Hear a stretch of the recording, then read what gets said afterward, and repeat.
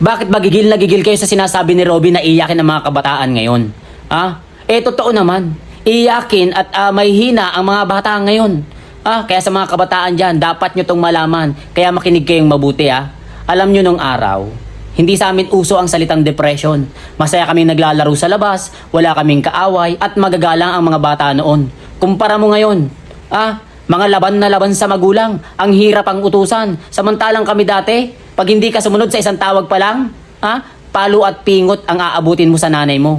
Kaya ang masasabi ko sa mga kabataan ngayon, masyado kayong maarte. Hindi nyo kasi dinanas yung hirap namin dati. Saka ang iigsi ng pasensya nyo. Samantalang kami dati, nung nag-aaral pa kami, kailangan pa namin mag-isa-isa ng libro sa library room para lang mahanap yung kailangan namin. Kayo, masaswerte na nga kayo eh. Isang pindot nyo lang sa Google, nakukuha nyo na agad yung sagot na gusto nyo. Kaya agree ako sa sinasabi ni Senator Robin na iyakin ang mga kabataan ngayon. Kasi kami noon, hindi kami iyakin, hindi kami maarte. Uhugin, oo. Bad trip. Itigil mo na yan.